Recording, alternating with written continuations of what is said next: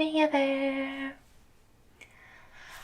I'm Lily, and tonight we're going to be doing, well, I need to be doing something that is a common thing on my channel, but it's actually been a little while since I did one of these. And this is going to be my Commander Cube review for Theros Beyond Death. So for those of you who do not know what it is and have not watched my videos in the past, Commander Cube is an awesome format that I love. It's probably my favorite format, and I got mine over there. But it's a format where you draft from a cube, and at the end you're building a commander deck. So you have a commander. Mine is actually you build a full 100 cards, and then you just like playing multiplayer, and it's a lot of fun. It's a real blast.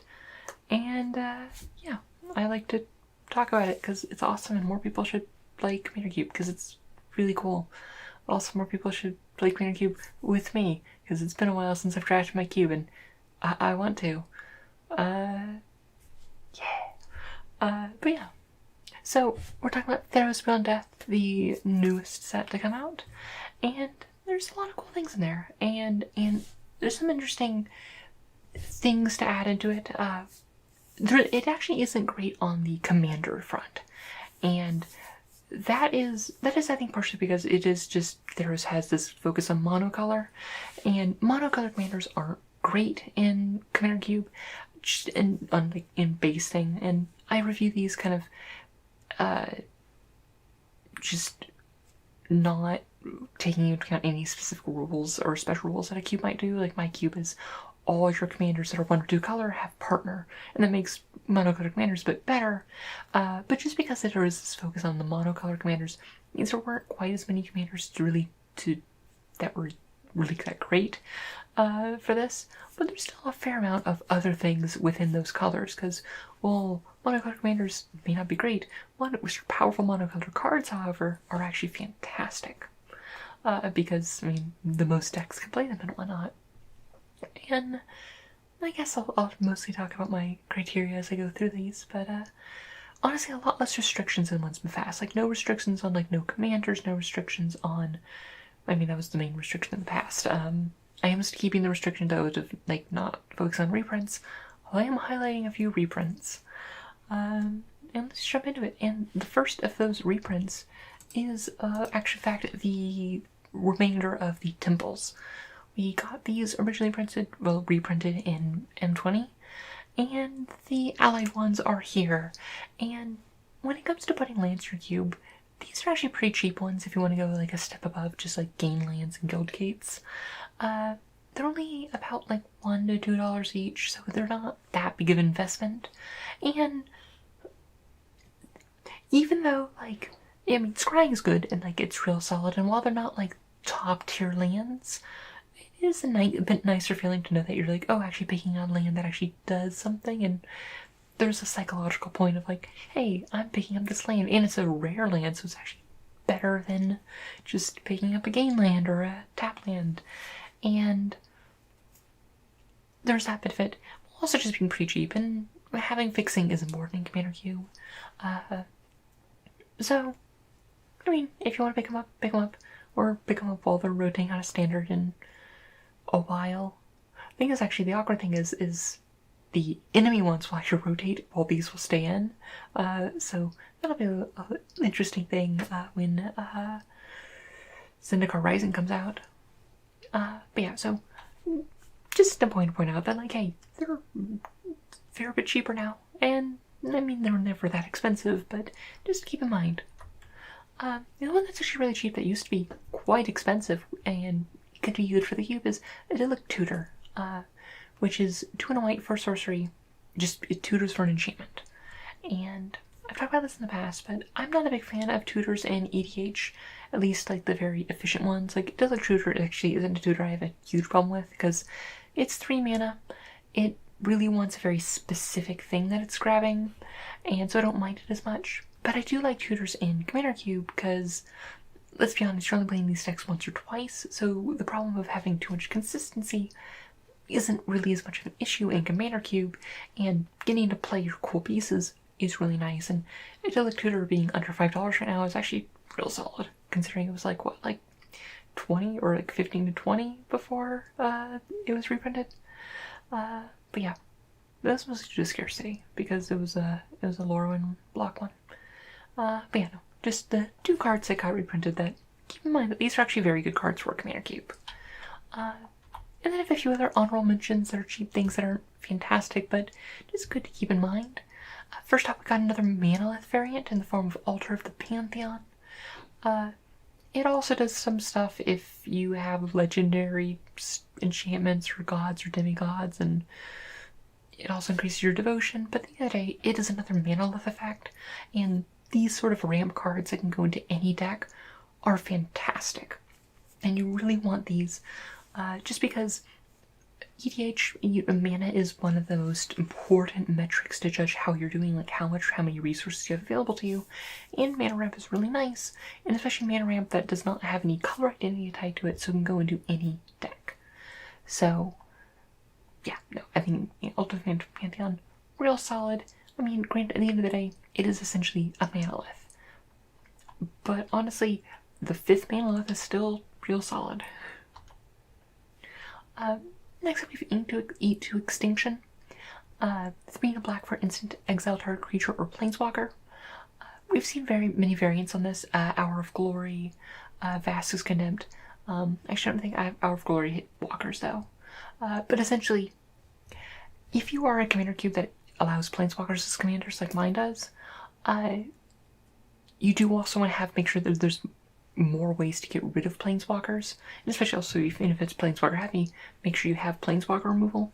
And Eat to Extinction does exactly that. And it hits those, and it's a 4 mana, so it's like not super efficient removal, but it does its job.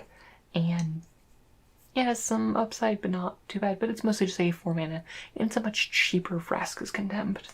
For honestly, 2 life is not huge in Commander, and honestly that effect's almost a little bit better, and it does not have as strong mana costing, so overall ETB Extinction, it's not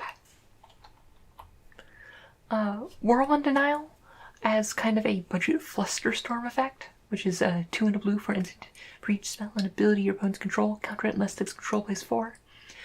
It's just another counterspell and the huge suite of counterspells you have option to, but it's an interesting one because it hits every ability on the stack, and every spell on the stack, and it also hits abilities, even if it isn't quite unconditional. So it's a neat effect that we haven't really seen. But in the day, it's only an honorable mentions because it is just a counterspell at the end of the day, and that's nothing new. And finally, in the honorable mentions, we have Storm's Wrath. There's also a White Wrath, but I like to highlight when red gets wraths, and essentially when not white gets wraths, just because, again, in Commander, like, you are kind of replaying that Commander experience, and otherwise, like, boards can get really congested if you don't have enough wipes in your cube, and giving also access to wipes to non-white colors is really nice. And Storm's Wrath is a decent one. It's not like Blasphemous Act or Star of Extinction for red, but it's not bad, and especially for 4 mana. And also the fact that it hits planeswalkers is actually pretty cool. Alright, going to the actual top 10. At number 10 we have Nightmare Shepherd. So this is a 2 black for 4/4 flying.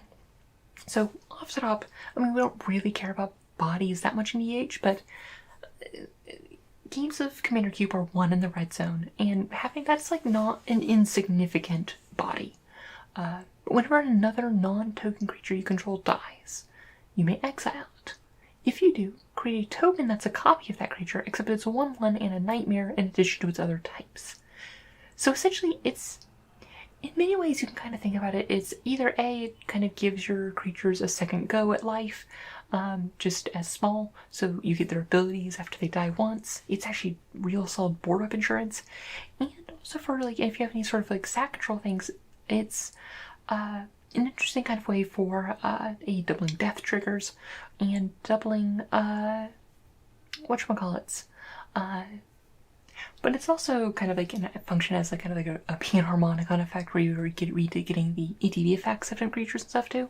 So it has some multiple facets, and really it fits into a lot of decks. Like obviously some sort of like aristocrats build that like actually controlled sacking and things like that is where it's best, but And having those cards that rewards the player for actually having a good synergy with it, which makes them feel cool. Like, oh, look at this cool combo with Nightmare Shepherd and these sack outlets and these random creatures with cool ETB effects, while also just being kind of generically good and fitting into almost any black deck.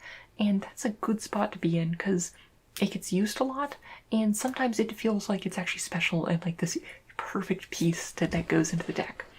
And I like that.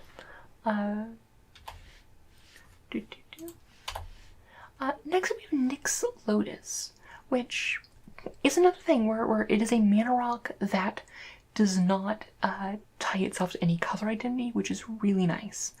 One thing to note about Nyx Lotus is it is a 4-mana legendary artifact. Enters battlefield tapped. And you may tap, choose a color, and gain mana equal to your devotion to that color. So it can potentially be a very powerful mana rock. But that said, I mean, you're not playing monocolor, so it's not going to be super insane in Commander Cube. But sometimes it'll just be like a Gilded Lotus or like a Hedron Archive that produces colored mana, notably. And other times it can just be a really good mana rock. And you know what? It feels a bit nicer than just a generic mana rock that taps for any color of mana. And sure, it's 4 mana, so it's a little bit more expensive, but it's one of those things where it fulfills a niche that you need, which is mana ramp, especially colorless mana ramp, while not just feeling bland and it's just another monolith effect. So it kind of fits just that really anything, and then occasionally you can do really cool things, like if you're doing anything with like untapping effects and whatnot. So it definitely has a lot of potential, and it feels like a more exciting experience than to just get like, well, it's a Dragon Sword, it taps for any color mana, and it does its job. Yep.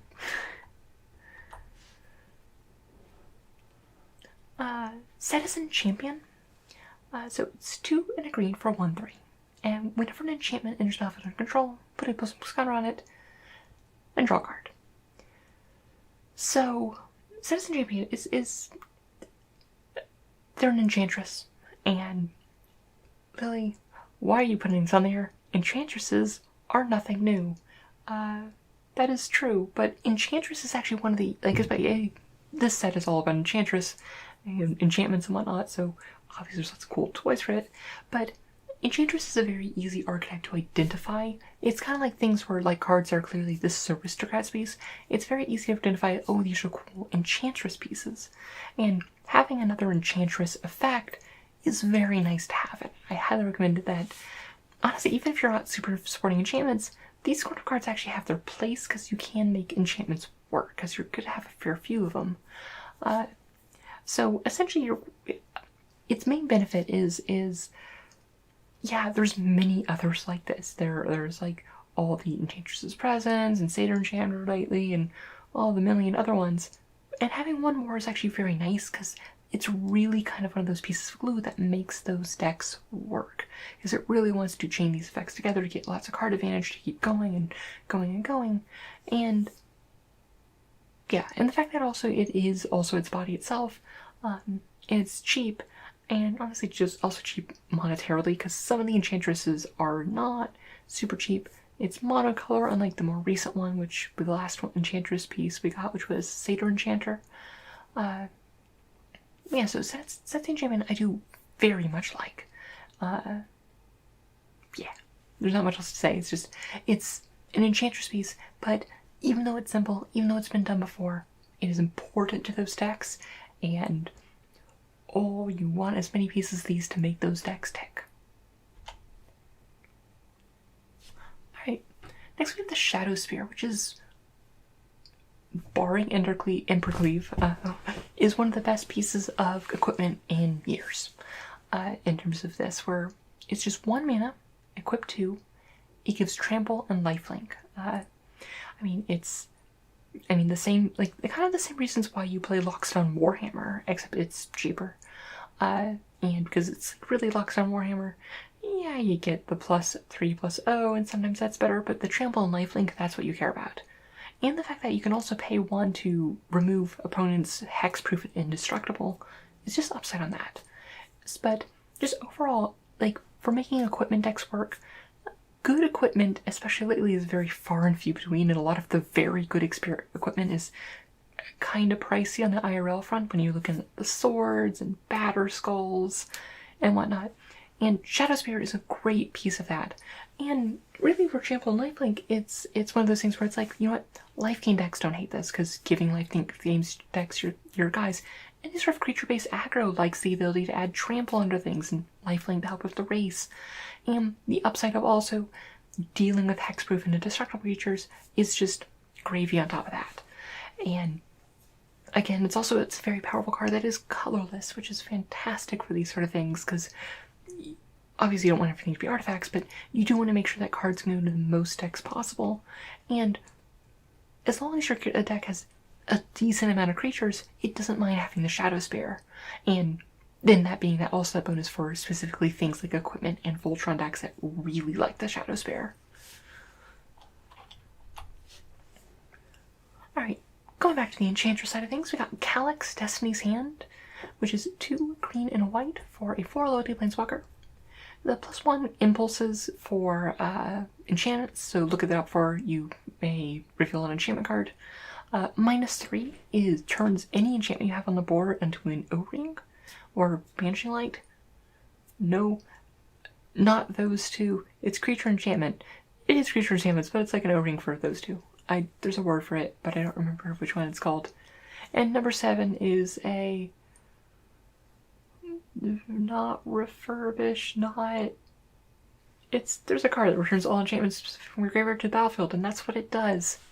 But again, you're mostly looking at the first two. And this is a Celestial Planeswalker, which obviously wants you to be in a very specific archetype, but has repeatable card advantage on the +1 and removal. And that's what you want from a Planeswalker. And from a cube design point of view, it is what it really drives the player in a direction where they can open a Calyx early on and being like, I actually already have some other enchantments and stuff that I actually want to try to make this work and push in this direction of Calyx. And even if you don't allow Planeswalkers as your commander, it is fantastic in those archetypes. Granted, if Planeswalkers are not allowed as commanders, you do want to make sure that you do have Enchantment's Enchantress kind of as a supported archetype, because this is a gold card in a very specific archetype, and if it's not taking up the lead and kind of defining the deck, it can be a little bit awkward. But just the combination effects are just really well organized together. It's just really fantastic and kind of really what I'm looking forward to in a commander for Commander Cube, where is it in a very specific direction? Yes. Does it do the main things that you want from a commander or a planeswalker? Card advantage and removal? Yep. You know what? That's good. He's also Celestia, which is, as I always say, is the best Nia. Number 5, we have Underworld Breach, which is that funky little enchantment that's 1 in a red. It's enchantment, but the chance if you sacrifice it, so it's kind of like instant, but it cares about it. Enchantress just comes, stuff cares about it, and it's like a continuous effect and whatnot. But I digress. But it says each non-land card in your graveyard has escape. The escape cost is equal to the card's mana cost plus exile 3 other cards from your graveyard. So it's kind of like this mini Yogg's Will, except it doesn't actually exile stuff, so you can actually, like, if you just have a cheap spell and a full graveyard, you can just cast the same cheap thing over and over and over again, as long as you have the mana and cards in your graveyard to do it. And it is just this great kind of payoff for any sort of good self-mill deck, as well as like a nice, like, exciting turn on the back.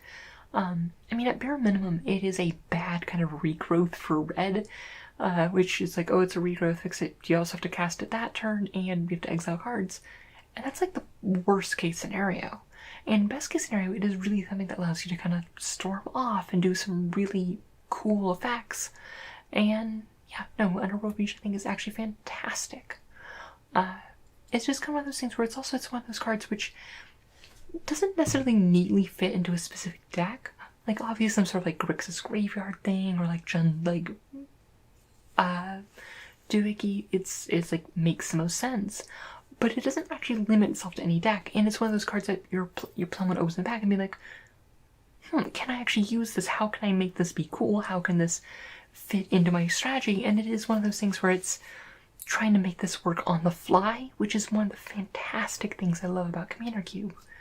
But just also just having the ability to just enable some of these really big turns that really creates really good moments and stories, which at the end of the day is kind of the goal as a cube designer, is that you're creating an experience, you're trying to create a cube that leads to good experiences, on top of like balanced gameplay and whatnot.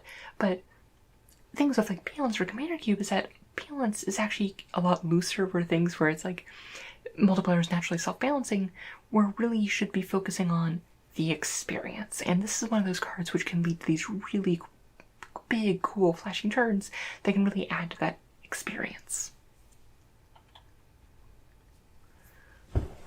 Right, next we have a monocolor commander, but that is Thassa Deep Dwelling. It's a 4-mana 6/5 indestructible that isn't a creature like all the other gods unless you like water enough. And at the beginning of your end step, you get to bling a creature. So it is a Conjurer's Closet on a stick, or a spear, or a god lady. And you can also be forming to tap another creature, but no one cares about that part. That's irrelevant. Oh, it's in front of me. No, there we go. Yep, okay. Imagine my arm is just slightly above that and just ignore that last line of text. But essentially, you're kind of playing this as an indestructible Conjurer's Closet. And Conjurer's Closet is a really good card. And the fact that it's like, you're probably not playing Thassa as your commander, but in the 99, Thassa is fantastic. To be able to blink something every single turn is great. There's the interaction with like stealing stuff, so if you actually have any like sort of like stealing or threaten effects, you can blink that and keep them. And Thassa is just really nice, and really works with that kind of like I'm also a sucker just for like Panharmonicon ETB value effect decks, and Thassa is just incredible in those. As well as like if you have like she is just decent if you have like only like a handful of good ETB effects, because it does a good job of untapping creatures. So at the bare minimum, it's kind of like, oh, one creature has vigilance on top of that, and I think Thassa is fantastic, and really is one of those things that's big, it's splashy, pun intended, to be kind of like, I actually want to build this kind of Panharmonicon archetype where cool ETB effects and stuff like that. But it's also one that doesn't restrict you into a lot of colors, because if you're building that kind of deck, let's be honest, you want to be in blue anyway. Back into Godtown, we never really left, is the bastard himself. It's Heliod, sun-crowned. Even though it doesn't look like he's sun-crowned, that just looks like his crown. That does not look like the sun. Like the sun looks like it's in your spear, not your crown. Just saying, dude, you need a better name. And to reevaluate your life. But 2 and a white for 5/5 indestructible with the same clause that you have to like the sun enough. But whenever you gain life, you pay +1 missile counter on target creature or enchantment you control, and pay 1 and a white to give another creature lifelink. So for 1 mana more, you get essentially kind of like an indestructible, like a Johnny's Pridemate, except it's not restricted to putting the counters on himself. And really that's kind of what you want, because like, I think things like a Johnny's Pridemate and the Bloodthirsty Aerialist and Bloodbond Vampire, maybe? Those sort of effects, they're actually not bad, and you can go right away with, but at the end of the day, they're kind of vanilla creatures that grow big and they die to 1-piece removal. Heliod's really hard to remove, and that sort of effect that on an indestructible enchantment most of the time is actually incredibly powerful, and it really wants to push you into life gain decks. And life gain sources are very easy to find, but Heliod is a fantastic life gain payoff. And the fact that also the activated ability to give things lifelink is just nice, that he kind of enables himself. And I'm a sucker for life gain, so that's why it's this high up here. But just having these payoffs for life gain, especially in mono white, because a lot of the good life gain payoffs are either, I mean, actually, a lot, that's not true. There's a fair few in black, there's fair few in white, and there's a fair few in black-white. But essentially, you kind of want to have enough of them, because the payoffs are the hard part. Enabling life gain, not a problem. So many things of instant life gain, even repeated triggers of instant life gain. But just having every instant life gain increasing your board state is fantastic. Like, it's no Archangel of Thune, but it's also indestructible Archangel of Thune. And yeah. And every time you see a Pikachu, you can just, I don't know, tell him how much of a jerk he is. Alright. Another great thing that is we have for the enchantment deck, we have Archon of Sun's Grace, which is 2 white for a 3/4 with flying and lifelink that gives Pegasus creatures you control lifelink. And if an enchantment enters battlefield under your control, you make a 2/2 Pegasus. So for a similar reason to like Citizen Champion, which is this is a payoff for a enchantment deck, and it really is one of those cards that makes me like, this is actually a really cool card that makes me want to build an Enchantress deck and kind of push you in that direction. Or be like feel really paid off if you already have a fair few enchantments. Because and I like this one because it's a bit more unique of an angle. I mean, we've had similar effects to this before, which like Sigil of the Empty Throne, but it's just a new take on it that is a little bit cheaper. It is on a body, which is nice because it itself can like pressure things like walkers and stuff, which is very important. And in Commander Cube, in my experience, at least in my cube, and as well as just giving those 2/2s where it is Citizen Champion better for a Enchantress deck? Absolutely. Those effects are, okay, not a dime a dozen, because those effects aren't cheap. Enchantress Presence, even though I got reprint, it's still way too expensive. But it's a little bit more unique effect. It's a bit more flashy, and also Pegasi are cool. I'm not just saying that because I love My Little Pony. I need to finish my Twilight Sparkle deck. But yeah, so it's one of those things where it's one of those things, it's a splashy thing that says, hey, I want to play an Enchantress deck, and also I like horses. So, yeah. And finally, number 1, we have the Dryad of the Elysian Grove. And not just because it's the sexy green giant. It's actually none of that reason, because I'm a lesbian. But 3 mana 2/4 that you may play an additional land on each of your turns, and lands you control are every basic land type in addition to their other types. So this guy is number 1, green. That is nothing relevant to the card. I mean, it is literally green. But I just want to, why is he that green? That is aggressively green. Like, even for a plant man, that's like not naturally plant green even. I'm just saying he's too green. Nothing to do with anything, but he's green. But he's also ramp, and also pretty cheap ramp. For only 3 mana for these effects, like Wayward Swordtooth is the same thing at 3 mana. All this guy's better than that. But also the lands you control are every basic land type in addition to their types. It makes sure it is a fancy card that players want to play because they get to ramp any sort of lands type deck. It still things. But most importantly, it makes sure that the players get to play the game. It helps solve things like Mana Screw, and, well, not Mana Screw, but Color Screw, and things like, and making sure you actually have what you need to play your spells. And whatnot. It's like, for the same reason that, like, why picking up lands in Cube is so important, because mana consistency is key. And it just feels bad if you're sitting there and being like, I can't cast the cards in my hand because I can't exactly play it all.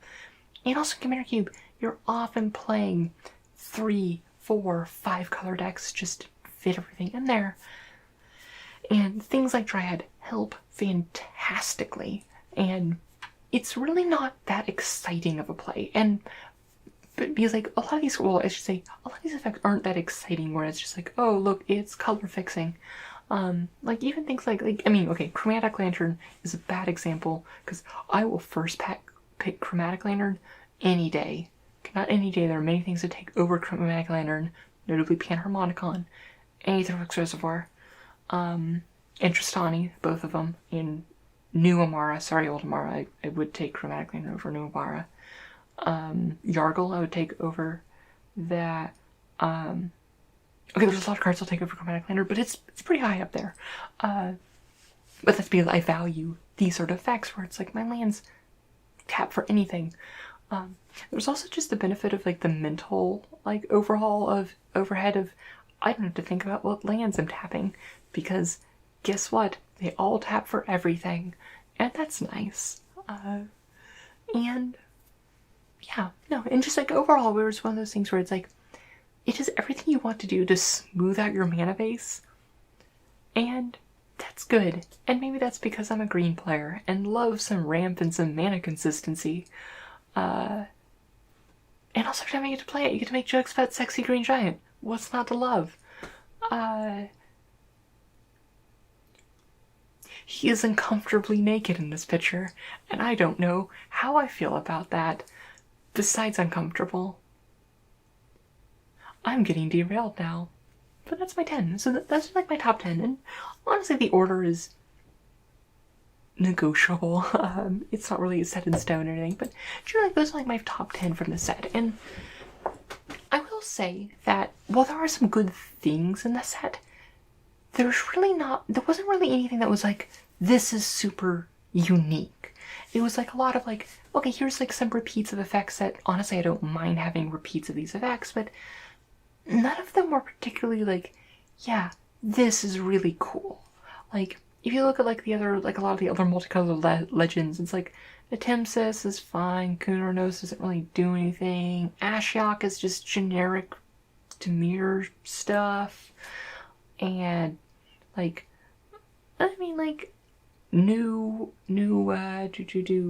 later river guy, Aetherios is decent, but and then like most of the gods are like, besides the two I mentioned, are just kind of there, and it's just like, it's just a lot of the same, and which is like, and also just like having a set that's very familiar and a lot of the same isn't a bad thing, but just in terms of like cool, exciting thing, there's like no divine visitation in the set that is this big build around me card, and I think that's coming down to it. There's not really great build around me cards for the context of Commander Cube. Like in Commander Cube, it's not like you're playing like Thassa's Oracle to win the game. Like you could, but it's not going to be consistent. It's not going to be exciting. It's not really that exciting of an alternate win con, considering its prevalence in other commander spaces. Not to get into that, but yeah, it was just, and like, I've complained about Theros otherwise, and when it comes to like the lack of story and whatnot, but at the end of the day, for like this on this facet, it's fine. It's fine. It's not my favorite. It wouldn't rank as my favorite, but it's not bad. There's like lots of good component pieces that make with great places in a Commander Cube, but it's not exciting. It's not anything cool. And which is kind of like interesting, weird, because it's not like they have super parasitic mechanics. Like Escape kind of works with anything, because no matter what deck you're playing, the cards are going to your graveyard. And if your like enchantments are, it cares about one of the core card types of Magic, and yeah, it was just one of those things where it's like, okay, that's fine, and it works, but just nothing really that strikes me. And I realize I'm just rambling now and kind of talking in circles, but yeah, it's fine, and that's okay. But that's all I have to rate it as. I'll let you all go tonight. I hope you enjoyed this video, and I hope you have a wonderful night with wonderful dreams. And as always, may your stories smile upon you.